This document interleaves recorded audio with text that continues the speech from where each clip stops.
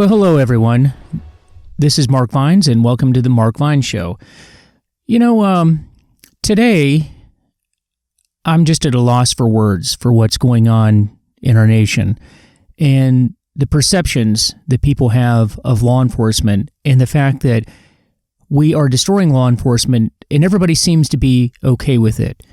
Now, what I mean by that is I want you to ask yourself a few questions about some of the things that are going on right now.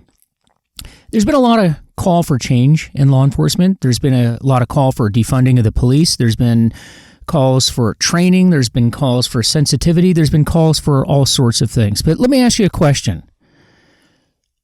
What blue ribbon panel has been assembled to take a look at police forces in the country and address the change in those agencies? Have you seen any? I haven't seen any. I mean, for example, up in New York, Mayor de Blasio wants to take about $1 billion away from the New York City Police Department. He's not talking about changing the police department. He's talking about defunding the police department, as if that's a good idea. Look at the number of shootings that have gone up just since the beginning of the year. It's astounding. And taking $1 billion from that department is going to fix the problem? Are you kidding me? We really are beginning to move into what was depicted as The Lord of the Flies, the old movie, The Lord of the Flies. If you have not seen it yet, I would encourage you to go out this weekend and watch that movie, and you will get a very good sense for what is coming our way, because this is just untenable. This is something that we cannot do, and I don't see any adults in the room addressing the situation in order to fix it. We are letting the children run the country right now. And I'm not talking about President Trump. I'm talking about everybody else in the country, okay? The president right now is facing issues that really no other president has ever had to face. With the coronavirus, with all of the violence that's going on right now, issues that have occurred in law enforcement that the president has absolutely no control over, but he's taking all of the blame for it. I mean, nobody's talking about blaming the mayor of Minneapolis or the governor of Minnesota, are they? You never hear that discussion at all. It's all Trump's fault. It's Trump's fault. It is not Trump's fault. And also, I still have not seen any evidence that the Minneapolis incident had anything to do with race other than it was a white officer and a black victim. There still has been no evidence presented that that was a racial incident. Think about it. Now, put your emotions aside. If you're upset about what I just said, I want you to think about it, and I mean rational, because remember, feelings are not facts. No evidence has been presented. What you had was a bad apple. What you had was a bad officer who's a criminal and who is going to pay for that crime. He's going to, trust me, he's going to pay for that. But we have to call it what it is. It was a bad apple in a poorly run department, and he got out of control and he killed a man. And that is the problem. But it is being sold to you, the public, it's being sold to you as a racial incident. And I'm telling you that there's no evidence that it was a racial incident. But look at what it's done. We are now dismantling police departments, defunding police departments, and destroying this profession that is designed to protect the rest of us. Let me tell you something. I heard yesterday that 500 police officers in New York City are planning on retiring this year, either leaving or retiring. I heard that the D.C. Police Department, my old department, 70% of that department is either leaving or retiring this year. That is not sustainable. That is not something that any of us want. And you have to ask yourself, why? Why are all of these people leaving in droves? And by the way, on top of that, recruitment efforts are abysmal. There is no way you're going to get the quality people to go into law enforcement that you want to have in law enforcement based on the conditions that we have right now. And why aren't they going into law enforcement? Because of the perceptions that the young people now have of police. It reminds me of the early to mid 1970s, post-Vietnam, where the only people then that would go into the military were people that couldn't get a job, the people that were going to be sent to jail or prison, or just weren't all that bright. So you were told to go into the military. That's the way that it was. And if you remember leading into the Carter years, what poor quality we had going into the military, it was pathetic.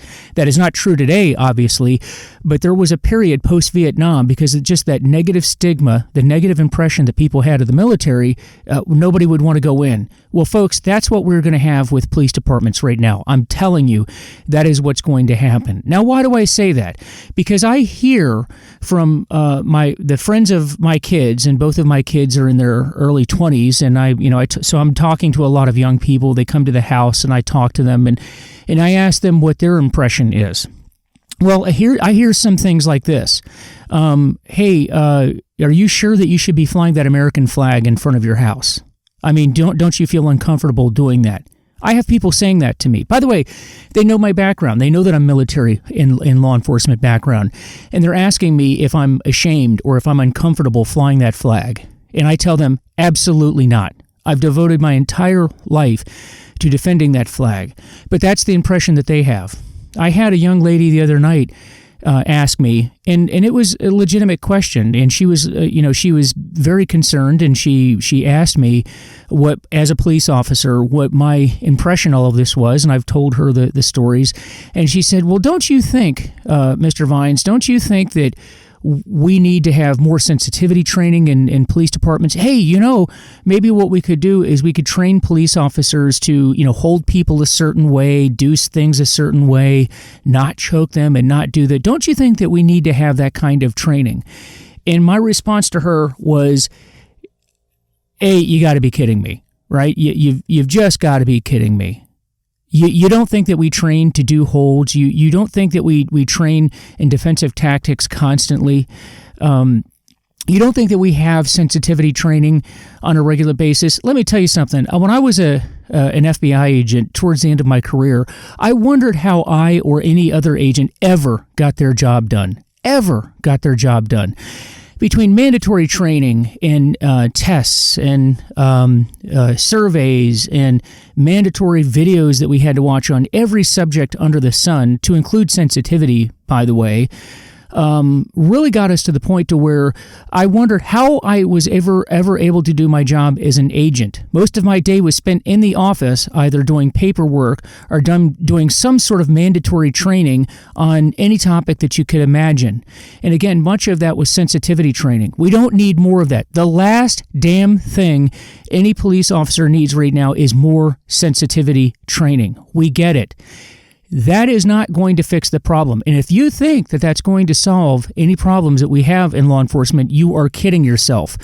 I have said this before, and I've said it in a previous podcast. If you've not listened to it, I encourage you to go and listen to my podcast. The problem that we have right now, the biggest problem, and if I was on any kind of a blue ribbon panel that was discussed this, the problem is that the bad officers that are in departments, regardless of their race, color, creed, sex, sexual orientation, or anything else, the problem is that bad officers are still in law enforcement, and the system discourages weeding them out. It does not encourage weeding those people out.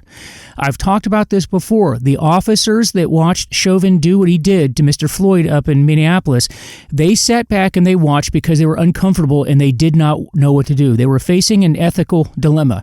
And people will say, well, they should have done something about it. Well, you don't live in their shoes, and you don't realize what happens to people that go and tell on other police officers.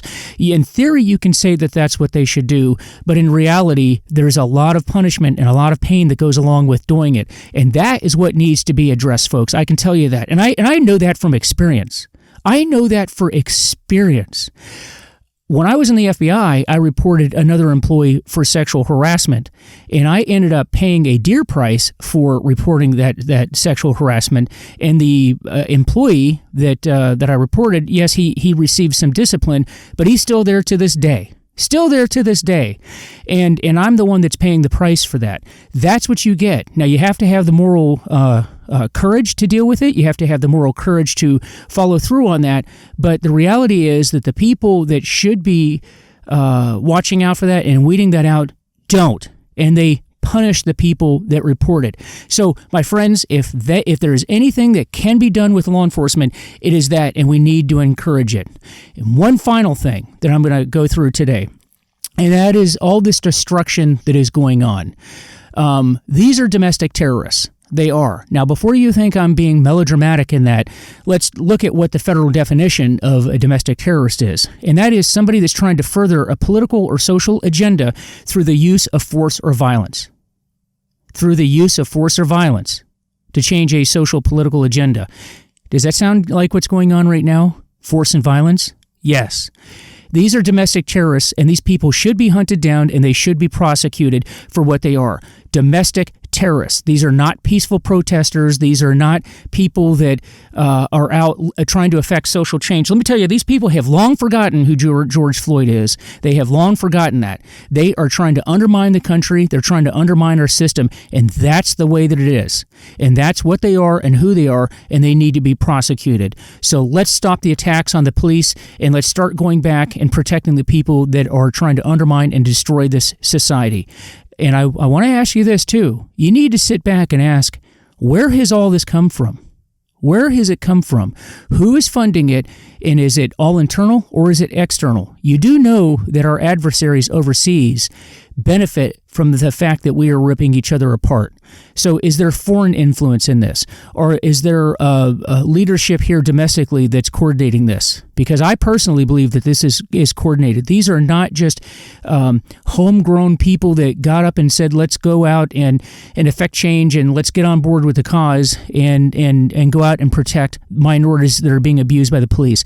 We are well beyond that at this point. And right now we need the adults to come home and take charge and put a stop to this stuff.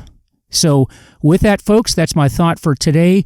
I hope you enjoy this show. And if you do, please check out my Facebook site, The Mark Vine Show. Listen to this, spread the word amongst your friends, give us a like, and I will be talking with you soon. Take care. I'm out.